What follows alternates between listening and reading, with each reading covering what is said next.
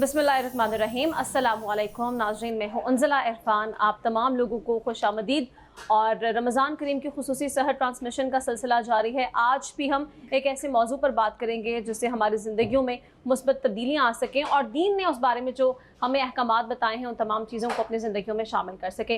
नाज़रीन, पाकिस्तान समेत दुनिया भर में जो मुस्लिम उम्मत है वो आज के दिन को 15 रमज़ान मुबारक को यौम यतामा के तौर पर मनाती है। इस दिन की अहमियत क्या है और क्यों ये ज़रूरत पेश आई कि इस दिन को मनाया जाए, और दीन ने हमें यतीमों के हवाले से क्या अहकामात बताए हैं, क्या फ़राइज़ हम पर बनते हैं, इन तमाम तर चीज़ों पर बात होगी। और अगर हम मुताला करें अपने दीन का तो हमारे दीन में बहुत वाज़ेह अहकामात बताए गए हैं कि यतीमों के जो हुकूक़ हैं उनका ख्याल रखा जाना चाहिए। और अल्लाह ताला ये फरमाता है कि तुम में से कोई भी शख्स जो जुल्म के साथ यतीमों का माल खाता है उसकी मिसाल ऐसी है कि वो अपने पेटों में आग भर रहा है और अनकरीब वो दहकती हुई आग में पहुंचा दिया जाएगा। गुफ्तगू का बाकायदा आगाज़ करते हैं। आज के नशिस्त में हमारे साथ मौजूद होंगे डॉक्टर पीर तारिक शरीफजादा साहब, अस्सलाम वालेकुम। वालेकुम अस्सलाम व रहमतुल्लाह। साथ तशरीफ़ फरमा होंगे मुफ्ती अब्दुल शकूर हक़ानी साहब। मुफ्ती साहब अस्सलाम वालेकुम, वेलकम। और आज की नशिस्त में हमें ज्वाइन करें सुहेल ज़फ़र साहब, माहिर तालीम हैं और अदीब भी हैं। अस्सलाम वालेकुम। जी वालेकुम अस्सलाम। नाज़रीन, गुफ्तगू पर जाने से पहले हमारे साथ जो कवाल मौजूद होंगे इनका तारुफ आपसे करवाते चलूँ। कवाल हमारे साथ मौजूद होंगे कादरी मसूद तोफ़ैल संतू और उनके हमनवा। आपकी तरफ भी आएंगे, आपसे एक कलाम भी सुना जाएगा, लेकिन पहले हम अपने मौजू की तरफ आते हैं। डॉक्टर साहब, अगर आपसे इस मौजू पर गुफ्तगू का आगाज़ किया जाए तो ये बता दीजिए कि यौम यतामा है क्या, क्यों मनाया जाता है और कब ये तारीख़ मुख्तस की गई कि इस दिन को मनाया जाना चाहिए। बिस्मिल्लाह रब्बी मोहम्मद करीम अलैहिस्सलातु तस्लीम। सबसे पहले तो यादावरी का शुक्रिया। और आज का उन्वान इतना रहमत आसार है, इतना बरकतों वाला है कि ये उन खूबसूरत उन्वानात में से एक उन्वान है कि जिन पर गौर व फ़िक्र करके इससे हासिल होने वाली रोशनी और हिदायत की नतीजे में अपनी ज़िंदगी को एक ख़ास रंग के अंदर रंगने पर मैं ये समझता हूँ कि अल्लाह की तरफ से एक ऐसी रज़ा का फरमान जारी होता है।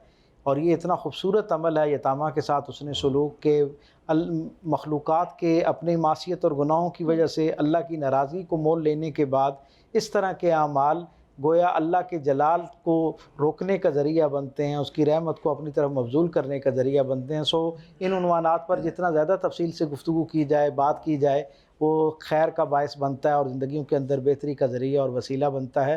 यौम यतामा की निस्बत से आपने बात की तो दुनिया भर के सारे यतीमों के लिए इससे बढ़कर और इज़्ज़त की क्या बात हो सकती है कि अल्लाह ने अपने महबूब सल्लल्लाहु अलैहि वसल्लम को यतीमी के ज़माने से गुजारा। और हुज़ूर की ज़िंदगी से जो पहला अमली सबक इंसानों को अपनी ज़िंदगी गुजारने के लिए मिलता है, जिस शोबे के लोगों को मिलता है वो यतामा है कि उनको ये अंदाज़ा हो सके दुनिया में हर पैदा होने वाले यतीम को जब यतीमी का एहसास होता है और यतीमी जो है उसके दिल के ऊपर एक बोझ बनकर उसे आइंदा आने वाली ज़िंदगी की मुश्किलात से आगाह करने लगती है, उसके हौसले पस्त होना शुरू होते हैं, तो अचानक उस यतीम के सामने सरकार दो आलम सल्लल्लाहु अलैहि वसल्लम का उसवा सामने आ जाता है और एक अजीब तरह की खुशगवार हिम्मत जो है वो उस तक पहुंचना शुरू होती है, उसकी ढारस बंधना शुरू होती है कि ये गोया एक ऐसा इम्तिहान है जिससे अल्लाह के रसूल सल्लल्लाहु अलैहि वसल्लम भी जो है वो गुजारे गए और आप भी इस मुशक्क़त से जो गोया नबर्द आज़मा रहे।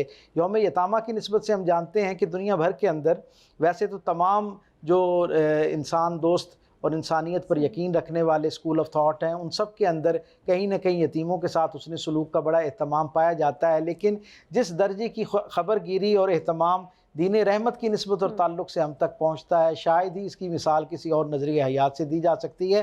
दुनिया भर के अंदर यूनिसेफ के आदाद शुमार के मुताबिक इस वक्त 17 करोड़ के करीब ऐसे बच्चे हैं जो यतीमी की झैल में आते हैं, जो अपने वालिद या वालदा से महरूम हैं, और 2.5 करोड़ से ज़ायद ऐसे बच्चे हैं जिनके बारे में ये बताया जाता है कि वो वालिद और वालदा यानी दोनों की नेमत से महरूम हैं। सो आप समझ सकते हैं। और इसके अंदर हर ज़माने के अंदर ही एक तादाद तो रही, लेकिन जो ज़माना तरक्की की तरफ जा रहा है और हम ये देखते हैं कि केमिकल वेपन्स का जो है इस्तेमाल हो रहा है, ज़लज़ले आफ़ात, उनके नतीजे में एक बड़ी तादाद में बच्चे जो हैं वो यतीम हो रहे हैं। और यूनिसेफ की ही आदाद शुमार हमें ये बताते हैं कि रोज़ाना की बुनियाद पर दुनिया के अंदर 10,000 से ज़ायद बच्चे जो हैं वो माँ और बाप के साए से महरूम हो रहे हैं। सो इससे आप अंदाज़ा लगा सकते हैं कि कितनी बड़ी तादाद के अंदर लोग जो हैं वो अपने प्यारों को खो रहे हैं। यानी वो ये नेक अमल है कि जिसको कर लेने से आप सरकार दो आलम सल्लल्लाहु अलैहि वसल्लम की क़ुर्बत का शर्फ भी हासिल कर सकते हैं। मुफ्ती साहब, आपको अगर शामिल गुफ्तगू करें तो आप ये बता दीजिए कि दीन इस्लाम की तालीमात की रोशनी में वो कौन से अहकामात हैं जो हमें बताए गए हैं, जो यतीमों के साथ क्या सलूक करना चाहिए और क्या फ़र्ज़ बनता है हमारे ऊपर? बिस्मिल्लाहि वस्सलातु वस्सलामु अला रसूलिल्लाह व अला आलिहि व अस्हाबिहि अजमाइन इला यौमिद्दीन। यतीमों के बारे में कुरान करीम में 30 के करीब आयत आई हैं सुभान और अहादीस बेशुमार हैं, अच्छा, जिसमें नबी पाक सल्लल्लाहु अलैहि वसल्लम ने भी यतीमों के साथ हुस्न सलूक का हुक्म दिया है। आप सल्लल्लाहु अलैहि वसल्लम ने यतीमों के साथ अच्छा सलूक करने वालों को जो बशारतें सुनाई हैं, उनमें से एक ये है कि यतीम के सर पे जो हाथ फेरेगा, शफ़क़त वाला हाथ, तो उसके हाथ के नीचे जितने बाल आएंगे अल्लाह उतनी उसको नेकियां अता फ़रमाएगा। सुभान अल्लाह। और नबी पाक सल्लल्लाहु अलैहि वसल्लम का ये भी इरशाद है कि जिस घर में यतीम के साथ अच्छा सलूक किया जाता हो वो घर बेहतरीन घर है, और जिस घर में यतीम के साथ बुरा सलूक किया जाता हो वो घर बदतरीन घर है। यतीमों के साथ अच्छा सलूक करें तो अल्लाह और उसके रसूल की नज़र में ये घर बेहतरीन होगा, और अगर खुदा न खास्ता यतीमों के साथ बुरा सलूक किया तो अल्लाह और उसके रसूल की नज़र में ये बदतरीन घर होगा। कुरान करीम में भी है कि यतीमों के साथ अच्छा सलूक करो, और इस्लाम ने सबसे पहले यतीम की वरासत को मंजूर किया और बताया कि यतीम की भी वरासत है। वगरना अरब वाले वो ये कहा करते थे कि वरासत उसको मिलेगी जो घोड़े पर सवार होकर जंग कर सके। अच्छा, बच्चा चूँकि जंग नहीं कर सकता, ये वरासत से महरूम होता था। ये इस्लाम ने आकर यतीमों की वरासत मुकर्रर की। बल्कि इससे भी आगे हम चलें, अगर हम शरीयत का बगौर मुताला करें तो शरीयत ने हमें यहाँ तक बताया कि वो बच्चा या बच्ची जो अभी माँ के पेट में है और यतीम हो गए तो उनकी वरासत भी उनकी पैदाइश से पहले अलग कर ली जाएगी। मुख्तस हो गई, ठीक है। कि देख लिया जाएगा कि अगर बच्चा हो तो कितनी वरासत बनती है, बच्ची हो तो कितनी बनती है। दोनों में से जिसकी ज़्यादा बनती होगी उतना हिस्सा निकाल के अलग रख लेंगे। जब वो बच्चा या बच्ची पैदा होगा तो वो माल उनको मिल जाएगा, यानी उनका हिस्सा बन जाएगा। और अगर उसमें देखा कि ये माल ज़्यादा निकाला गया था तो उतना माल उसका निकाल के बाकी जो बचेगा वो दोबारा फिर तकसीम हो जाएगा। इस हद तक इस्लाम ने एहतमाम किया है यतीमों के साथ कि यतीमों के साथ हुस्न सलूक करो। और हमारे नबी पाक सल्लल्लाहु अलैहि वसल्लम ने अमल करके भी दिखाया है। मशहूर वाक़या है कि आप ईद की नमाज के लिए तशरीफ़ ले जा रहे थे तो एक यतीम बच्चे को देखा कि वो अकेला खड़ा है और न उसने कपड़े बदले हैं और न वो ईद की तैयारी कर रहा है। तो नबी अलैहिस्सलाम ने पूछा भाई आप खेल भी नहीं रहे, कपड़े भी नहीं बदले? तो उसने कहा कि या रसूलल्लाह मैं यतीम हूँ, ना मेरा बाप है ना मेरी माँ है। तो नबी पाक सल्लल्लाहु अलैहि वसल्लम ने उस बच्चे को लिया और घर तशरीफ़ ले गए, और हज़रत आयशा रज़ी अल्लाह ताला अन्हा पानी गिराती रहीं, नबी अलैहिस्सलाम उसको गुस्ल देते रहे। फिर नबी पाक सल्लल्लाहु अलैहि वसल्लम ने नया सूट उस बच्चे को पहनाया और पहना के फरमाया क्या तुम इस बात पे खुश हो कि आज के बाद मोहम्मद तुम्हारे वालिद हैं और आयशा तुम्हारी माँ है? क्या बात है। उसके बाद फिर उससे पूछा कि तुम्हारे जब वालिद होते थे तो वो तुम्हें ईद के लिए कैसे लेके जाते थे? तो उस बच्चे ने कहा कि अपने कंधों पर बिठा कर लेके जाते थे। तो नबी पाक सल्लल्लाहु अलैहि वसल्लम ने उस यतीम बच्चे को अपने कंधों पे बिठाया और यूँ उसको कंधों पे सवार करके ईदगाह तक लेके गए। तो नबी पाक सल्लल्लाहु अलैहि वसल्लम का जो अमल है वो भी हमें ये बता रहा है कि यतीमों के साथ बेहतरीन सलूक करो, और जितना ज़्यादा यतीमों के साथ अच्छा सलूक करोगे उतनी ही रब की रहमतों के मुस्तहिक बनोगे। बहुत ही खूबसूरत वाक़या आपने शेयर किया मुफ्ती साहब, और ये वैल्यू है यतीमों की और इस तरह से सलूक करना चाहिए। ख़ुद नबी पाक सल्लल्लाहु अलैहि वसल्लम ने अमलन हमें करके बताया कि क्या रुतबा है यतीमों का। सुहेल साहब आपको भी शामिल है, गुफ्तगू कर लेते हैं। आप अगर इस चीज़ पे रोशनी डाल दें कि हम देखते हैं यतीमी वैसे तो एक हकीकत है ही, लेकिन उसको समझने से पहले मौत की हकीकत समझना भी बहुत ज़रूरी है। एक तो ये बता दें कि मौत की हकीकत क्या है, फिर दूसरा ये कि दीनी अक़दार के अलावा कुछ माशरती अक़दार भी होती हैं, और यतीमों के हवाले से माशरती अक़दार का परवान चढ़ना बहुत ज़रूरी है। तो क्या आज हम उन अक़दार की उस तरह से परवाह करते हैं, उनको वैल्यू करते हैं? बिस्मिल्लाहिर्रहमानिर्रहीम। एक तो बहुत अच्छा मौजू है। ये बदकिस्मती है कि हम वो दिन मनाते हैं जो मगरब मनाता है। ये शायद उन दिनों में से है जो वाकई उम्मत मुसलमान की कोशिशों से जो है वो दुनिया भर में राइज हो रहा है। तो ये एक बहुत अच्छी कोशिश है। अच्छा, बाप रब्बे सगीर होता है, बड़े सहारे का नाम बाप होता है, और जिससे छिन जाए वही जान सकता है कि उसका क्या नुकसान हुआ है। آپ ذرا تصور کریں کہ خدا نخواستہ کسی گھر میں کچھ ایسا سین ہو کہ بچہ بیٹھا ہو اور اس کو کوئی سنبھالنے والا نہ ہو، اور اسے کوئی آ کے بتائے کہ نہیں تم اکیلے نہیں ہو، تم اس معاشرے میں ہو جہاں پہ ہر محلہ ہر گھر جو ہے وہ تمہاری کفالت کرنے کے لیے تیار بیٹھا ہے، وہ اس بات کو سعادت سمجھ رہا ہے، وہ آقا کریم کی بات پہ عمل کرنے کے لیے تیار بیٹھے، وہ اس چیلنج کو اپرچونٹی سمجھ کے اپنے نیکیوں میں اضافہ کرنا چاہتا ہے، تو وہ بچہ شاید اسی وقت ہی پھر سے تازہ دم ہو جائے گا اور اپنے غم کو بھول جائے گا۔ تو ہے تو یہ بدقسمتی کہ ہم ایسا نہیں کر رہے، یا ہمارے ہاں وہ رواج جو ہے وہ رائج نہیں ہو پا رہا یا ہو نہیں سکا۔ اچھا، اس پہ بہت سارا کام کرنے کی ضرورت ہے۔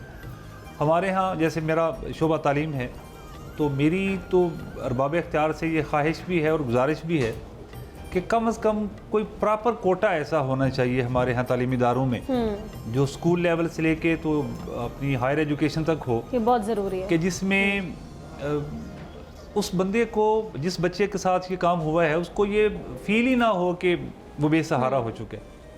تو اللہ پاک کی رضا بھی سے حاصل ہوگی تو شاید ہمارا جو سوشل سیٹ اپ ہے جو ہمارے سماج میں یہ جو ٹوٹ پھوٹ بہت زیادہ ہو چکی ہے، یہ بھی ہو۔ یہ ذہن میں رکھیے گا، یتیم بچے کے بگڑنے کے اور ٹریک سے ہٹنے کے بہت زیادہ چانسز ہوتے ہیں، وہ بہت، کیونکہ وہ مایوس ہو جاتے ہیں ایک دفعہ، وہ بے سہارا ہو کر کسی وقت بھی ٹریک سے ہٹ سکتے ہیں۔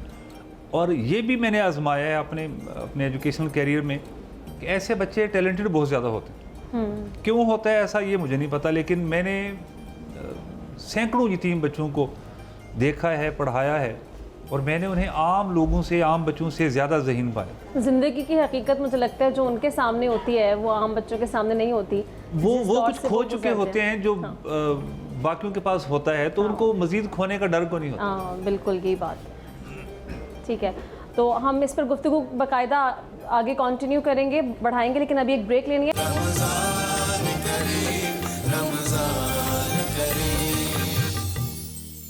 ویلکم بیک ناظرین۔ بریک پہ جانے سے قبل ہم نے قادری مسعود صاحب اور ان کے ہم نواز سے بہت اچھا کلام بھی سنا، ماشاءاللہ بڑا اچھا کلام آپ نے پڑھا۔ ناظرین ایک دفعہ پھر اپنے موضوع کی طرف آتے ہیں، گفتگو وہیں سے کنٹینیو کرتے ہیں۔ تو سہیل صاحب آپ کو ایک بار پھر شامل گفتگو کرتے ہیں، آغاز آپ سے دوبارہ کر لیتے ہیں۔ آپ نے بڑا اچھا ایکسپلین کیا کہ ہمیں معاشرتی طور پر کیا اقدامات اٹھانے چاہیے، اور تعلیمی جو انتظامی عہدیداران ہیں ان کو اس میں کیا اقدامات اٹھانے چاہیے۔ ایک حصہ جو میں نے آپ سے سوال کیا تھا اس کا یہ بھی تھا کہ موت کی حقیقت بیان کر دیجیے کہ وہ کیا ہے، ذرا اس پہ اگر آپ روشنی ڈال دیں۔ موت تو ابھی تک دنیا میں کوئی کونا ایسا نہیں یاد کیا جا سکا کہ جہاں پہ، اگر ہم سب جو یہاں بیٹھے ہیں، اگر ابھی اناؤنسمنٹ ہو جائے نا کہ دنیا میں ایک ایسا کارنر بن چکا ہے جہاں پہ موت نہیں ہوگی، تو ہم سب بھاگنا شروع کر دیں، اور بہت سارے لوگ رستے میں بھگدڑ سے ہی مر جائیں، مطلب وہاں پہنچنے سے پہلے مر جائیں۔ اتنی ترقی کے باوجود بھی کوئی شہر ایسا نہیں ہے جہاں پہ قبرستان نہ ہو، تو یہ تو برحق ہے۔ اب مجھے یا آپ کو، ہم سب کو روکتی کیا چیز ہے؟ ہمیں یہ ہوتا ہے کہ شاید میں نے لوگوں کے جنازوں کے اعلان سننے ہیں، میں نے یہ سننا ہے کہ فلاں کا جنازہ تیار ہے اور فلاں کا ہو چکا ہے، شاید میرا نہیں ہونا۔ ایک بزرگ سے کسی نے پوچھا کہ وہ جو جنازہ جا رہا ہے یہ کس کا ہے، تو انہوں نے فرمایا کہ اگر تم برا نہ سمجھو تو یہ تمہارا ہے، اور اگر تمہیں برا لگے تو پھر یہ میرا ہے۔ دونوں صورتوں میں کسی ایک کا تو ہے۔ تو موت کرتی کیا ہے؟ سب سے پہلے موت آپ سے سب سے پہلے آپ کے جو سہارے ہوتی ہے، جو تعلقات ہوتے ہیں، وہ چھینتی ہے۔ ان کہ اگر باپ کی صورت میں موت آئی ہے تو باپ بڑا سہارا ہے اس دنیا میں، اس بیٹے کا جو سہارا چھن جانا ہے نا اصل میں وہ یتیمی ہے۔ مطلب بچہ تو رہتا ہے، دنیا رہتی ہے، چاند سورج، اس کے چاچو ماموں خالہ جو بھی دوست سب رہتے ہیں، لیکن کیوں یتیم اسے کہا جاتا ہے؟ کیونکہ اس کا سب سے بڑا سہارا جو اس دنیا میں، اور سب سے بڑا دوست، سب سے بڑا ہمدرد چھین جاتا ہے۔ تو موت اس سے اصل میں اس کے ہمدرد چھینتی۔ کہ بڑا خوبصورت آپ نے جواب دیا۔ مفتی صاحب اسی چیز پر آپ کو شامل گفتگو کر لیں۔ آپ اس سے پہلے بتا رہے تھے کہ یتیموں کا جو رتبہ بتایا گیا، خود نبی کریم صلی اللہ علیہ وآلہ وسلم نے عملاً بتا دیا کہ کس طرح سلوک کرنا چاہیے۔ آپ یہ بتا دیں کہ ہمارے ہاں کیا وہ جو لوگ جو کہ ایک خاص عمر میں پہنچ کے یتیم ہوتے ہیں، کچھ بڑی عمر کے لوگ، کیا ان کے ساتھ بھی وہی سلوک روا رکھنا چاہیے؟ کوئی خاص ایج فیکٹر ہے کہ جن کی کفالت فرض ہو جاتی ہے؟ شریعت میں یتیم اسے کہتے ہیں جو نابالغ ہو، جب بچہ یا بچی بالغ ہو گئے تو اب وہ یتیم نہیں کہلاتے، ٹھیک، نابالغی کی عمر وہ یتیمی کی ہے۔ اور یتیم کے لیے جب کوئی گارڈین مقرر ہوتا ہے تو اسے ہدایات دی گئی قرآن کریم میں کہ تم نے یتیم کے مال کی حفاظت کرنی ہے، اسے ضائع نہیں ہونے دینا۔ اور یہاں تک کہا گیا کہ گارڈین اگر تو مالدار ہے تو یتیم کا خرچہ خود اٹھائے، اور اگر وہ غریب ہے تو پھر وہ اتنا پیسہ یتیم کے مال میں سے لے سکتا ہے جتنا ایک بچے پر خرچ ہوتا ہے۔ یعنی گھر میں اگر اس کے 5 بچے ہیں اور فی بچہ کچن کا خرچ 5000 آتا ہے تو یتیم کے مال میں سے وہ 5000 تو لے سکتا ہے، اس سے زیادہ نہیں لے سکتا۔ بہتر تو یہ ہے کہ وہ اپنا پیسہ خرچ کرے یتیم پر۔ اور پھر یہ بھی ہدایات قرآن کریم میں دی گئی کہ جب یتیم کو مال واپس کرنا ہے، جب وہ جوان ہو جائے گا تو اس کو مال واپس کرنا ہے، تو صرف یہ نہیں دیکھنا کہ یہ گورنمنٹ کے حساب سے 18 سال کا ہو گیا اس کے حوالے کر دو۔ قرآن یہ کہتا ہے کہ وَابْتَلُوا الْيَتَامَى، یتیموں کا پہلے امتحان لو کہ یہ بچہ پیسے کی اہمیت کو سمجھتا ہے، اس کو خرید و فروخت کا کوئی سمجھ آ گئی ہے۔ جب سمجھ لیں کہ اس کو مال کی قدر و قیمت کا پتہ ہے، چیز خریدنے کا پتہ ہے، بیچنے کا پتہ ہے، اب مال اس کے حوالے کرو۔ یہ نہ ہو کہ اسے پتہ ہی نہ ہو اور آپ مال حوالے کر دیں اور وہ بچپنا ہی، بے شک وہ عمر زیادہ ہوگی لیکن بچپنے کی وجہ سے مال ضائع کر دے۔ پھر ایک ہدایت یہ بھی دی گئی کہ جب مال اس کے حوالے کرو گے تو 2 گواہ بھی بنا لینا، اس لیے کہ آپ تو ہمدردی کر رہے ہو کہ یتیم کو مال دے دیا، آپ سرخرو ہو گئے، لیکن وہ ظاہرہ کچی عمر تھی، پیسہ ضائع کر گیا۔ اب وہ بعد میں کہتا ہے جی میرے گارڈین تھے، میرے چچا تھے یا تایا تھے یا ماموں تھے، انہوں نے میرا مال مجھے دیا نہیں، تو آپ پہ الزام لگے گا کہ یتیم کا مال کھا گئے۔ اس لیے بہتر یہ ہے کہ جب اس کا مال اس کو دو تو 2 گواہ بنا لو۔ اور پھر یہ بھی بتایا گیا کہ یتیم کا مال دینے میں صرف آپ نے مقدار پوری نہیں کرنی کہ جی اس کے اتنی چیزیں تھیں تو میں نے دے دی، بلکہ جس لیول کی تھی اسی لیول کی دینی ہے، معیار برقرار رکھنا ہے۔ کہ بہت اچھی بات مفتی صاحب، ڈاکٹر صاحب آپ کو بھی شامل گفتگو کریں۔ ابھی ڈاکٹر صاحب بتا رہے تھے اس حوالے سے کہ کیا رتبہ وغیرہ بتایا گیا، آپ یہ بتا دیں کہ کفالت کس پہ فرض ہوتی ہے جب جو بچے یتیم ہو جاتے ہیں؟ کیا ان کی کفالت ان کے خون کے رشتوں پہ فرض ہوتی ہے، رشتہ داروں پہ فرض ہوتی ہے، یا ہم اپنے آس پاس محلے میں اگر دیکھیں تو ان پر بھی اتنا ہی فرض بنتا ہے ان کے کفالت؟ اس کے لیے بہت سادہ سا اصول جو ہے وہ، کیونکہ دین رحمت ہے اور دین رحمت کے ساتھ ساتھ دین فطرت ہے، یہ عین فطری تقاضوں کے مطابق جہاں جہاں معیار مقرر کیا جا سکتا ہے ویسا معیار مقرر کرتا ہے۔ جب کسی گھرانے کے اندر، کسی معاشرے کے اندر کوئی شخص یتیم ہو جاتا ہے تو اس کی کفالت کی ذمہ داری فطری تقاضے کے مطابق جو جتنا قرب کا رشتہ ہے اس کی ذمہ داری بنتی ہے۔ اگر وہ قرب کا رشتہ میسر نہیں ہے تو پھر اس کے بعد جو قریب کا رشتہ ہے، اور اگر خونی رشتوں میں کوئی بھی ایسا میسر نہیں ہے تو پھر یہ اجتماعی طور پر سب پہ، پورے معاشرے پر اس کی ذمہ داری بنتی ہے۔ ریاست بھی ذمہ داری سے جو ہے وہ اپنے آپ کو باہر نہیں رکھ سکتی، وہ بھی ذمہ داری کے اندر شامل ہوتی ہے۔ آپ یہ دیکھیں جس معاشرے میں آپ اور میں رہتے ہیں، یہاں بھی بحمدِ تعالیٰ ابھی بہت ساری کمزوریوں کے باوجود یتیموں کے حوالے سے ابھی بھی بڑا ایک جسے کہتے ہیں نا خیر کا پہلو پایا جاتا ہے۔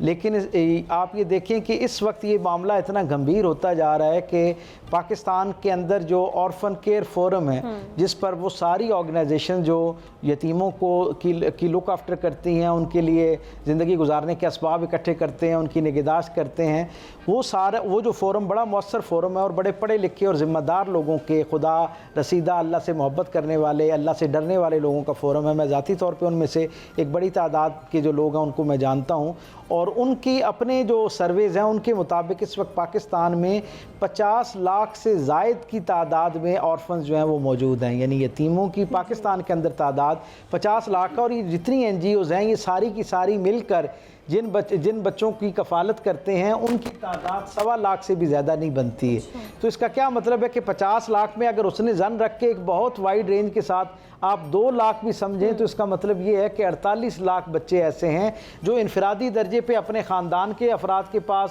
یا جو صاحب ثروت افراد ہیں انہوں نے جو اپنی ذاتی حیثیت میں کچھ لوگوں کی کفالت کو اپنے ذمے لے رکھا ہے، ان کے پاس موجود ہیں۔ سو ہمیں جہاں یہ اجتماعی طور پر ان NGOs اور ان فورم کا شکر گزار ہونا چاہیے اور ان کے اندر بہتری کے لیے انہیں توجہ دلانی چاہیے، وہیں پر پورے معاشرے کو وہ بچے کیونکہ ہوتا یہ ہے کہ جب آپ NGO کے کسی فورم سے بچے کی نگہداشت شروع ہو جاتی ہے ایک یتیم کی، تو اس پر تو بہت ساری نظریں جو ہیں وہ جمی ہوتی ہیں اور اس کا احوال دیکھ بھی رہی ہوتی ہیں، میڈیا بھی دیکھ رہا ہوتا ہے، معاشرے کی بھی نظر ہوتی ہے، جو مخیر حضرات وہاں پہ خرچ کر رہے ہوتے ہیں ان کی بھی نظر ہوتی ہے، ایک طرح کا کسی درجے کا چیک اینڈ بیلنس موجود ہوتا ہے۔ لیکن جب بچے اپنے خونی رشتوں کے ہاں تقسیم کر دیے جاتے ہیں، یہ بھی ایک بڑا المیہ ہے۔ ہم دیکھتے ہیں کہ جب ایک باپ فوت ہوتا ہے یا ماں فوت ہوتی ہے تو جو بچے ہیں انہیں عمومی طور پر ان کے رشتہ داروں میں تقسیم کر دیا جاتا ہے، اور ایک فطری طور پر وہ جو خونی رغبت بہن بھائیوں کی ہوتی ہے انہیں اپنے والدین کے سائے سے محروم تو ہونا ہی پڑتا ہے۔ وہ بہن بھائیوں کا وہ جو ایک فطری محبت کا ایک دائرہ اور حالہ ہوتا ہے جو انسان کی شخصیت سازی میں بڑا اہم کردار ادا کرتا ہے،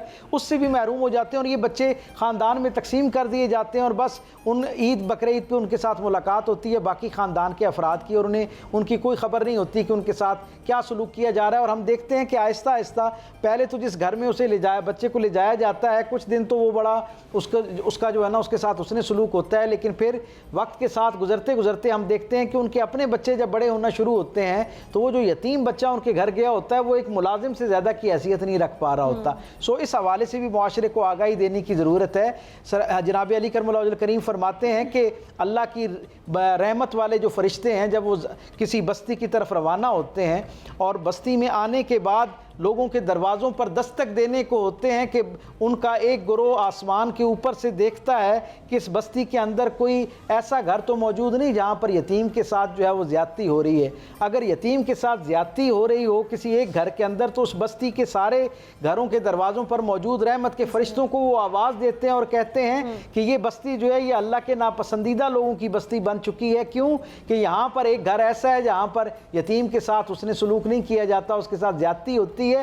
یہ نہ ہو کہ ہم ان کی لیے رحمت بن کر آئے ہوں اور اللہ کا جلال جو ہے وہ ہمیں بھی آ گھیرے، اور جب وہ واپس پلٹتے ہیں تو راستے میں جو برکت کے فرشتے ان کو ملتے ہیں وہ ان کو بھی اپنے ساتھ واپس لے جاتے ہیں۔ تو اس سے اندازہ لگائیے کہ یہ ایک اجتماعی فریضہ ہے، پورے معاشرے کی ذمہ داری۔ جب ایک بچہ اپنے والدین کے سائے سے محروم ہوتا ہے ظاہری طور پر ہمیں لگتا ہے کہ اس کا امتحان شروع ہو گیا ہے، لیکن حقیقت میں اگر دیکھا جائے تو جتنے اس کے قرب کے رشتے ہیں ان سب کا امتحان بھی شروع ہو رہا ہوتا ہے، اور کسی درجے پہ جو پورا معاشرہ ہے وہ جو پوری معاشرت ہے اس سب کا بھی امتحان شروع ہو جاتا ہے۔ ہمیں صرف اس پر اظہار افسوس کر کے اور مصنوعی الفاظ کے ساتھ روایتی الفاظ کے ساتھ صرف اس کی حوصلہ افزائی نہیں کرنی چاہیے، بلکہ عملی طور پر بہترین جو حوصلہ افزائی ہے نا یا اس دکھ میں اس کا مداوع جو ہے کرنے کی صورت یہ ہو سکتی ہے کہ اس بچے کو یتیمی کا احساس کم سے کم ہونے دیا جائے، اس کے گرد و پیش میں بھی وہ ساری نعمتیں وہ ساری سہولتیں اس کے لیے رکھی جائیں اس انداز کے ساتھ کہ جیسے ہم اپنے بچوں کے لیے خوشیوں کا اہتمام کرتے ہیں،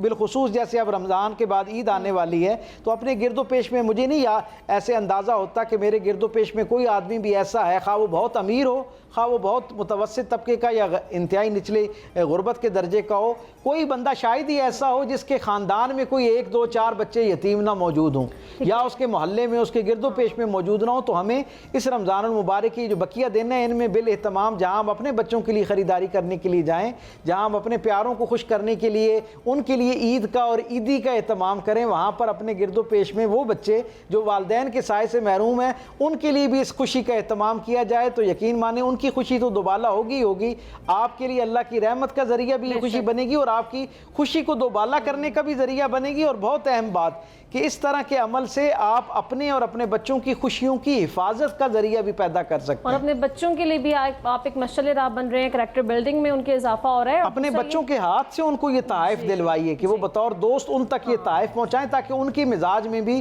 یہ جو گرد و پیش میں محروم طبقات ہیں ان کی جو ہے نا وہ مدد کرنے کا جذبہ پیدا ہو سکے، یعنی مالی طور پہ نہیں جذباتی طور پہ بھی ان کے لیے مدد کا سامان پیدا کرنا ہے۔ ابھی ایک بریک لینی ہے، بریک کے بعد جب واپس آئیں گے تو مزید بھی اس موضوع پر بات کریں گے۔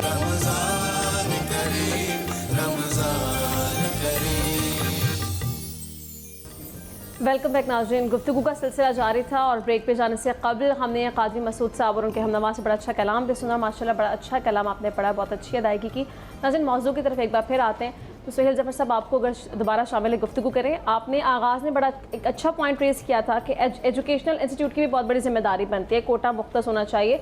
آپ کیا سمجھتے ہیں ایسے افراد جو کہ کوئی بھی اقدامات نہیں کرتے ہیں وہ کس جرم کے مرتکب ہو رہے ہیں، اور خاص طور پر ہماری ریاست اگر یتیموں کی کفالت نہیں کر پاتی اس طرح سے جو فرض ہے وہ کس جرم کے مرتکب ہو رہی ہے؟ بڑی معذرت کے ساتھ، حالانکہ یہ موضوع نہیں ہے، نہ ہی مقام ہے سیاست پہ بات کرنے کا، ریاست نے تو سب کچھ یتیم کر رکھا ہے، بالکل یتیموں کو کیا پالنا ہے اور کیا ان کی حفاظت کرنی ہے۔ اب معاشرے کو ہی خود سے آگے آنا پڑے گا۔ یہ حقیقت ہے کہ ہم وہ کردار نہیں ادا کر پا رہے جو ان کے لیے ہونا چاہیے، لیکن چلیں جو ہو گیا وہ تو نہیں واپس آ سکتا، لیکن اگر میں اور آپ ہم سب مل کے ابھی سے عہد کر لیں کہ چلیں زیادہ نہیں، ایک ایک بندہ ہی ہم اپنے ذمہ لے لیں، تو رازق تو اللہ پاک کی ذات ہے، اس سے تو رزق کسی کا بھی کم نہیں ہوگا۔ اور میں چلیں مزید عہد کرتا ہوں کہ جس کام کو میں پہلے اتنی ذمہ داری سے نہیں کر رہا تھا، میں اس کو زیادہ ذمہ داری سے کروں گا۔ تو اب میں نے تو اپنا حساب دینا ہے نا، آپ نے اپنا دینا ہے، ہم سب نے۔ تو میں پھر کہوں گا اگر خدا نخواستہ ہمارے ساتھ ایسا ہو تو ہم بھی تو یہی چاہیں گے نا کہ لوگ ہمارا سہارا بنیں۔ تو اگر ہمارے ساتھ اللہ پاک نے نہیں ایسا کیا جو کہ کر سکتا تھا، تو جب کسی اور کے ساتھ ہو چکے ہیں تو اس کا سہارا بننے میں حرج کیا؟ تو سچ یہ ہے کہ انہوں نے کچھ نہیں کرنا، ہم نہیں کرنا، ہمیں اپنے حصے کی شمع جلانی اور چھوڑ دیں کہ حکومتی نظام اور ابھی باقی عصر حاضر میں کیا چیزیں چل رہی ہیں۔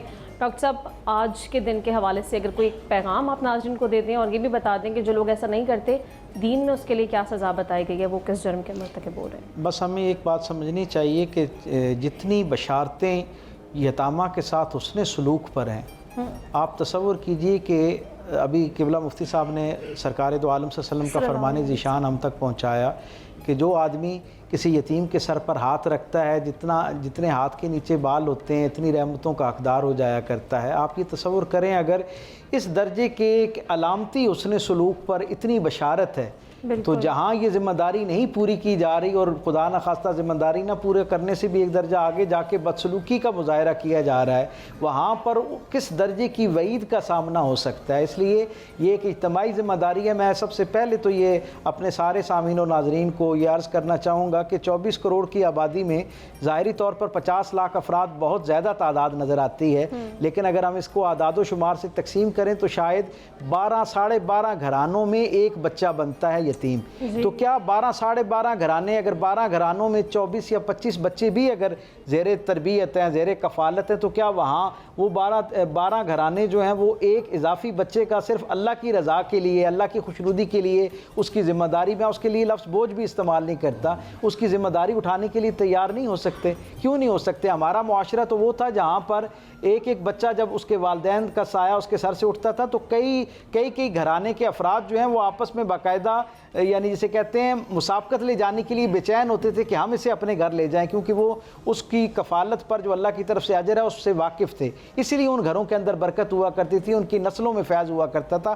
ہر وہ شخص جو یہ چاہتا ہے کہ عافیت کا فیض اس کے خاندان میں جاری ہو، اس کی نسلوں میں جاری ہو، اور اللہ کی رحمت جو بغیر میرٹ کے آپ کو اپنے احاطے اور آغوش میں لے لیتی ہے، اسے اپنی طرف کوئی متوجہ کرنا چاہتا ہے تو ان یتامہ کی طرف خیر کا ہاتھ بڑھائے۔ اور جس وقت ہمارے ہاں ایک بڑا میں سمجھتا ہوں عیب والا معاملہ یہ ہے کہ جب کوئی بچہ یتیم ہوتا ہے تو ہم ایک دنیا داری کے اعتبار سے اسے پہلے 2-3 دنوں میں اتنا مایوس کر دیتے ہیں زندگی سے، اور تعزیت کے نام پر، افسوس کے نام پر اتنا اس کو زندگی کا مشکل منظرنامہ اس کے سامنے رکھتے ہیں کہ اس بچے کی اپنی جو ایک صلاحیت ہوتی ہے اور اس دکھ سے نمٹنے کی ایک جو اللہ کی طرف سے فطری قوت پیدا ہوتی ہے، ہم بڑی حد تک اس کو معدوم کر دیتے ہیں۔ معاشرے کے اندر ایسے یتیم بچے جو ہیں وہ اللہ کی رحمت کا صاحبان ہوتے ہیں۔ یقیناً اس کا امتحان تو ہے ہی ہے، جیسے میں نے عرض کیا ہمارا بھی امتحان ہے، اور اجتماعی طور پر بھی اور انفرادی طور پر بھی ہمیں اپنے اپنے انداز میں ان بچوں کے اوپر اپنی ذمہ داری جو ہے اسے محسوس کرنا چاہیے، اور اپنے بچوں جیسا بلکہ ان سے بھی بڑھ کر ان کے لیے جو ہے وہ معاملات کو خیر کی طرف لے جانا چاہیے۔ ہم سب پہ انفرادی ذمہ داری اس چیز کی ڈاکٹر صاحب عائد ہوتی ہے۔ مفتی صاحب، اختتام پر اگر آپ خصوصی طور پر آج ان بچوں کے حق میں دعا کروا دیجیے جو یتیم ہیں اور جن کے والدین ابھی حیات ہیں، ان کو قدر کرنے کی توفیق عطا فرمائے اللہ تعالیٰ، اور وہ ان کے لیے خیر کا باعث بن سکیں۔ میں یہاں آخر میں ایک بات کرنا چاہوں گا۔ سورہ نساء ہی میں اللہ تعالیٰ نے لوگوں سے فرمایا کہ یتیموں کے بارے میں تم نے کیسا سلوک کرنا ہے، بس اتنا سوچو کہ آج اگر میں مر جاؤں، میری اولاد چھوٹی ہو، تو میں لوگوں سے کیا توقع رکھتا ہوں کہ میری اولاد کے ساتھ کیسا سلوک کریں۔ جیسا سلوک میں چاہتا ہوں کہ لوگ میری اولاد کے ساتھ کریں، مجھے چاہیے کہ میں یتیموں کے ساتھ ویسا سلوک کروں۔